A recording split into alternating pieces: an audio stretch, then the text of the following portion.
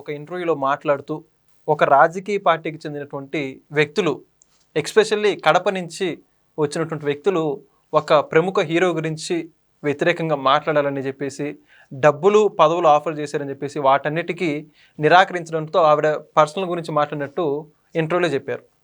మరి మొత్తానికి పూనం కౌరు మాట్లాడినటువంటి మాటల గురించి కావచ్చు, ఆ వ్యక్తులు ఎవరు, ఈ విషయాల గురించి తెలుసుకోవడానికి మనతో ఉన్నారు సోషల్ యాక్టివిస్ట్ శ్రీలీల గారు. నమస్కారం అండి. నమస్తే.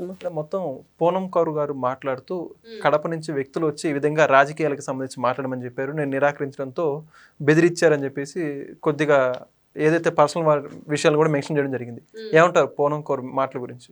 ఆవిడ చెప్పింది, మాట్లాడింది ఎవరో కాదు, వైఎస్ఆర్సీపీ పార్టీకి సంబంధించిన నేతలు. వైఎస్ఆర్సీపీ పార్టీ మరి గతంలో పోసాని కృష్ణమురళి ప్రెస్ మీట్ పెట్టినప్పుడల్లా మరి నాకు స్క్రిప్ట్ సాక్షి ఛానల్ నుంచి వస్తుందని చెప్పి ఆయనే ఒప్పుకున్నాడు పోలీసుల సమక్షంలో, కోర్టు సమక్షంలో. మరి దాన్ని నేను ఇష్టానుసారంగా నోటికి ఏదొస్తే అది అద్దు ఆపు లేకుండా మాట్లాడేస్తాను, మంచి చెడ్డ మనతన అని చెప్పి భేదం ఏమీ నాకు లేదు, మాట్లాడేసి దాన్ని సజ్జల భార్గవరెడ్డి గారికి ఇస్తే ఆయన దాన్ని సోషల్ మీడియాలో వైరల్ చేస్తారు అని. ఇంతకంటే ఇంకేం కావాలి వీళ్ళు చేసే ఈ చండాలమైన పనులకి? ఒక మహిళని ఇంత దారుణంగా చేస్తారా అంటే ఆ వైఎస్ఆర్సీపీ పార్టీ వాళ్ళ కొత్త వైఎస్ జగన్మోహన్ రెడ్డి గారి రక్తం పంచుకొని పుట్టిన సొంత చెల్లెలకే అక్కడ విలువ లేదు. ఆవిడనే వాళ్ళు ఇష్టానుసారంగా నీచాతి నీచంగా పోస్టులు పెట్టి ఇలాంటి ఒక ఏంటంటే చీర గురించి కానివ్వండి, సరే ఇంకోటి మాట్లాడారు అనుకోవచ్చు, ఆవిడ క్యారెక్టర్ గురించి మాట్లాడారు కదండి. ఎంత నీచంగా, ఎంత దారుణంగా అవి ఆ పోస్టులు చూస్తుంటే మరి ఆ చెల్లికి అన్నగా ఉన్న జగన్మోహన్ రెడ్డి గారిలో ఎందుకు స్పందన లేదో ఎవరికి తెలియదు. మరి అలాంటి వ్యక్తి ఇంకొక పరాయి ఆడపిల్ల గురించి మాట్లాడటం, ఇట్లాంటి బెదిరింపులు, ఆ అమ్మాయి పెళ్లి కూడా ఆగిపోవటానికి వీళ్లే కారణమయ్యారు అంటే ఆశ్చర్యపడనవసరం లేదు. కానీ ఇట్లాంటి నీచమైన మనుషులు వీళ్ళు అనేది ఇంకొకసారి ప్రజలకు తెలియజేయవలసిన బాధ్యత అయితే మన దగ్గర ఉంది. ఎందుకంటే పాప మా అమ్మాయి కరెక్ట్గా మ్యారేజ్ ఫిక్స్ అయింది. మరి పోసాని కృష్ణమురళి ప్రెస్ మీట్ పెట్టి ఇలాంటి మాటలు ఏదైతే మరి పవన్ కళ్యాణ్ గారి గురించి అంటే ఇంక వీళ్ళకి ఎంతకైనా తెగిస్తారా? ఎలా అయినా సరే మీరు ఈ రాజకీయ లబ్ధి కోసం ఇలాంటి వంక్ర బుద్ధితో ఈ వక్ర మార్గాల్ని ఎంచుకుంటారా? మరి పాపం ఆవిడ పెళ్ళి ఆగిపోవటం అంటే ఆయన వల్ల ఆ అమ్మాయికి ప్రెగ్నెన్సీ వచ్చిందని చెప్పారంటే ఆ నోరా లేకపోతే అది బురద గుంట అర్థం కాదు, మురుగుంటగా డ్రైనేజీ కన్నా కూడా దారుణంగా ఉంది వీళ్ళు మాట్లాడే మాటలు. ఆ అమ్మాయి మ్యారేజ్ ఫిక్స్ అయ్యి ఉంది, ఆ టైంలో ఇలాంటి న్యూస్ రావటం వల్ల ఆవిడ మ్యారేజ్ అయిపోయింది. తల్లికి హార్ట్ అటాక్ రావటం, ఆవిడ ఫ్యామిలీ అంతా కూడా ఎలా డిస్టర్బ్ అయిందో చూడండి. అంటే వీళ్ళు రాష్ట్రాన్ని సర్వనాశనం చేయటమే కాకుండా కూటమిగా ఏర్పడిన ప్రభుత్వంలో ఉన్న నాయకుల మీద ఏ విధంగా విష ప్రచారం చేయాలి, ఏ విధంగానైనా సరే వాళ్ళ ప్రెస్టేజ్ విషయం కానివ్వండి, వాళ్ళ ఫ్యామిలీ ఇష్యూస్ అన్నీ తీసుకొచ్చారు. ఇంకా ఏదైనా సరే చెయ్యాలనే వాళ్ళ నీచమైన కోరిక ఈ రోజున ఎంతవరకు తీసుకెళ్ళిందంటే ఒక ఆడపిల్ల జీవితాన్ని సర్వనాశనం చేసే వరకు. అయితే ఇప్పుడు చూసుకుంటే సినిమా ఇండస్ట్రీకి సంబంధించి ఇటువంటి రాజకీయ నాయకుల ప్రమేయం ఈ విధంగా వాళ్ళ మీద ఒత్తిడి తీసుకురావడం కావచ్చు, అసలు సినిమా ఇండస్ట్రీలోకి వాళ్ళ చొరబాటుతనం కావచ్చు, ఎలా చూడొచ్చు అంటారు? ఇక్కడ ఒకటేనండి, ఏదైతే ఈ చలనచిత్ర రంగానికి ఏదో మన అని చెప్పేసి ఇంకోటి ఉన్నాయి రకరకాలు, దాంట్లో మా అని ఏదో ఉన్నారు కదా వీళ్ళంతా, మంచు మష్ను లాంటి వాళ్ళు అసోసియేషన్లో. మరి దాంట్లో మరి చలనచిత్ర రంగానికి సంబంధించి మరి వాళ్ళకి ఏదైనా ప్రాబ్లం ఇట్లాంటి ఇష్యూస్ వచ్చినప్పుడు వీళ్ళు ఏ విధంగా వాళ్ళకి రక్షణ కల్పిస్తారని కానివ్వండి, కొన్ని చట్టాలు ఉంటాయి, ఆ లీగాలిటీస్ ప్రకారం వాళ్ళు ప్రొసీడ్ అవ్వాలి, వాళ్ళకి బాధ్యత ఉంటుంది. ఇంకా వాళ్ళు ఎందుకు ఆ అసోసియేషన్ ఎందుకు పెట్టుకున్నారు? దానిలో వీళ్ళంతా ఆ రోజున మనం చాలా సందర్భాల్లో చూసాము, ఈ ఓటింగ్ దగ్గర కానివ్వండి, మేము ఈ రోజున దీనికి పోటీ చేస్తున్నాము, అందరూ మాకు ఓట్లు వేయండి అని చెప్పి అడగటం. మరి మీరు దేనికోసం ఆ రోజున అక్కడ దానికి ఎన్నిక ఏర్పాటు చేసుకున్నారు? ఏ విధంగా మీకు మీ వల్ల ఉపయోగాలు ఉన్నాయి వాళ్ళకి అంటే ఈ రోజున వాళ్ళ రక్షణ విషయంలో కూడా మీకు ఉంది కదా బాధ్యత. కాబట్టి వాళ్ళు కూడా దీంట్లో ఈ చలనచిత్ర రంగానికి సంబంధించి మహిళల పట్ల ముఖ్యంగా ఇలాంటివన్నీ కూడా జరిగినప్పుడు వీళ్ళ నుంచి కూడా లీగాలిటీగా ప్రొసీడ్ అయితే ఇంకా బాగుంటుంది. వాళ్ళకి ఒక మోరల్ సపోర్టు, మీరేమి డబ్బులు ఇవ్వనక్కర్లేదు, కనీసం ఒక మోరల్ సపోర్ట్ మేమున్నాము, ఈ రోజున మన చలనచిత్ర రంగం అనగానే వాళ్ళకొక నమ్మకం ఏర్పడుతుంది, ధైర్యం ఉంటుంది. కాబట్టి అట్లాంటివి వాళ్ళు ప్రొసీడ్ అవనప్పుడు ఒకవేళ వాళ్ళు మాకు చెప్పలేదు తెలియలేదు అన్నా మరి ఆవిడ బహిరంగంగా ప్రెస్ మీట్ పెట్టినప్పుడు వీళ్ళ బాధ్యత ఏంటి, ఏం జరిగింది అని తెలుసుకోవాల్సిన బాధ్యత ఉంది. ఆ అమ్మాయికి సపోర్ట్గా నిలబడాల్సిన బాధ్యత కూడా ఉంది. ఇవన్నీ జరగకపోవటం. మరి గతంలో జగన్మోహన్ రెడ్డి గారు బాంబే నుంచి అమ్మాయి హీరోయిన్ పిలిపించారు ఇక్కడికి.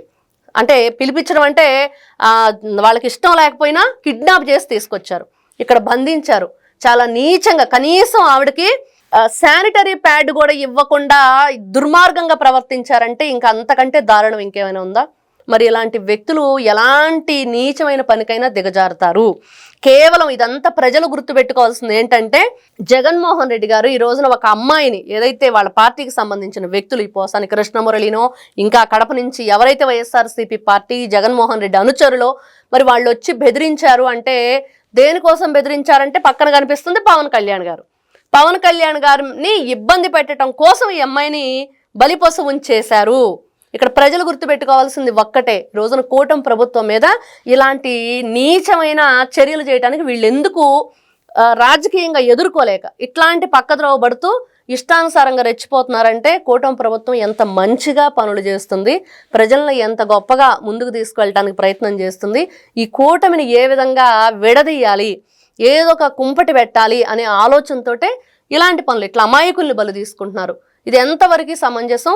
కాబట్టి వీళ్ళకి ఏ విధంగా బుద్ధి చెప్పాలంటే 2029 మళ్ళీ వస్తామనే వాళ్లే కానీ, లేకపోతే ఇలా ప్రెస్ మీట్లు పెట్టేసి ఏకవచనంతో మాట్లాడే వాళ్ళు కానివ్వండి, వీళ్ళందరికీ కూడా గట్టిగా 2029 ఎలక్షన్లో 11 కాదు కదా, కనీసం వాళ్ళు ఆంధ్రప్రదేశ్ రాష్ట్రంలో ఉండటానికి కూడా అర్హత లేనట్లుగా వాళ్ళ గుణపాఠం చెప్పాల్సిన బాధ్యత ఆంధ్ర రాష్ట్ర ప్రజల మీద ఉంది. మరి పోసాని కృష్ణమురళి పరిస్థితి ఏంటంటారు ప్రస్తుతం? పాపం ఆయన మొన్నటిదాకా కాలుగాని పిల్లిని తిప్పినట్టో, లేకపోతే ఈయన పిల్లి పాపం ఆ పిల్లల్ని వేసుకుని ఇల్లు తిరిగినట్టు ఈ పోలీసులు ఉతికారేశారు. దండం పెట్టి ఒకవైపు దండం పెట్టాడు, ఇంకొక వైపు ఏమో నేను చచ్చిపోతాను, నన్ను చంపేయండి అని అడిగిన పరిస్థితి కూడా వచ్చేసాడు. నేను ఉండలేను, నా వల్ల కాదు, మీకు దండం పెడతాను రా బాబు, నన్ను వదిలిపెట్టండి, చేసిన తప్పులన్నీ ఒప్పుకున్నాడు. మరి ఈ రోజున ఏం చెప్తాడు? అప్రూవర్గా మారిపోతాడా? దాని వెనక చెప్పాడు కదా గతంలో ఈ స్క్రిప్ట్లు ఎవరైతే ఇట్లా వైరల్ చేస్తారు ఇవన్నీ, మళ్ళీ దీని వెనక కథంతా ఒకసారి మళ్ళీ చెప్పిస్తే పోలీసులు పూర్తి వివరాలు బయటకు వస్తాయి. ఆయన ఏం చేస్తాడు? ఇంకేం చేయలేడు, పారిపోయే పరిస్థితి కూడా లేదు. ఎందుకంటే ఆయన గతంలో చూసాం ఆయన పరిస్థితి. ఈ పోలీస్ స్టేషన్కి వెళ్తే ఆ పోలీస్ స్టేషన్లో కేసు, అక్కడికి వెళ్తే ఇంకో చోట కేసు, రాష్ట్ర వ్యాప్తంగా ఎన్ని కేసులు నమోదైనయో. మరి ఈ రోజున ఈ విషయంలో మహిళ పట్ల గతంలో పవన్ కళ్యాణ్ గారి ఇంట్లో వాళ్ళ భార్యల గురించి కానివ్వండి, ఆ పిల్లల గురించి కూడా అతను మాట్లాడిన అంటే చాలా నీచంగా మాట్లాడిన భాష. మరి ఈ రోజున ఆ పూనం కౌర్ గారు నిజంగా చాలా దారుణం. ఆ అమ్మాయి పట్ల ఒక మహిళగా, ప్రతి ఒక్క మహిళకి ఆ మహిళ పట్ల సానుభూతితోటి ఆవిడకి మోరల్ సపోర్ట్గా నిలబడి రోజున ఎవరైతే కారణం అయ్యారో వాళ్ళకైతే బుద్ధి చెప్పాల్సిన బాధ్యత ప్రతి ఒక్కరి మీద ఉంది. ఇంకా చూసుకుంటే మరి ఇప్పుడు ఈ మహిళల్ని ఈ విధంగా టార్గెట్ చేయడం అంటే ఏ రంగంలో అయినా, దీని గురించి ఏమంటారండి? ఇక్కడ ఒకటేనమ్మా, వీళ్ళకి ఎవరిని టార్గెట్ చేయాలి, ఏ విధంగా చేయాలి, దానికన్నా కూడా ఫస్ట్ ఎందుకు చేస్తున్నారు, దేనికోసం, దానివల్ల వీళ్ళకు ఉపయోగం ఏంటి అంటే తిప్పి ఇదంతా ఎక్కడికి వస్తుంది? మళ్ళీ ఈ రాజకీయ లబ్ధి కోసమే అనేదే వస్తుంది. ఇంట్లో చెల్లిని తల్లిని బయటికి గెంటేసి ఈయన 2019లో ముఖ్యమంత్రి కావడానికి ఎవరు కారణమయ్యాడు? వాళ్ళ చెల్లే కదా కారణమైంది. మరి ఆవిడని కూడా బయటకు నెట్టేసిన జగన్మోహన్ రెడ్డికి మరి సొంత బాబాయినే గొడ్డలతో నరికేయించారు అనేది ఈ రోజున అందరం చూస్తూ ఉన్నాం. మరి దానికి కానివ్వండి, వాళ్ళ చెల్లి ఇంకొక చెల్లైన సునీతారెడ్డి గారు మరి మహిళల్ని ఇన్ని రకాలుగా ఇబ్బంది పెడుతూ మరి బయట ప్రపంచంలో ఉన్న వాళ్ళు ఎవరైతే ఉన్నారో ఇటువైపు కూటమి ప్రభుత్వం మీద వీళ్ళు రాజకీయంగా కేవలం ఎదుర్కోలేక వీళ్ళ దగ్గర ఆ సత్తా లేదు. ఒక రాజకీయంగా ఎంత రాజసంగా ఉండాలి, ఏ విధంగా ఆ రాజకీయంలో మనం ముందుకు వెళ్ళాలనే ఆలోచన జగన్మోహన్ రెడ్డి గారికి లేదు అనేది మాత్రం వాస్తవం. మరి ఎవరైతే ఆ స్క్రిప్ట్ ఎవరు ఇస్తున్నారో, ఆ ఆలోచనలు ఎవరు అతనికి మరి ఇస్తున్నారో తెలియదు, కానీ జగన్మోహన్ రెడ్డి గారి పతనానికి మాత్రం వాళ్ళు నాంది పలుకుతున్నారు అనేది వాస్తవం. థాంక్యూ. నమస్తే. Please subscribe to Leo news for more videos.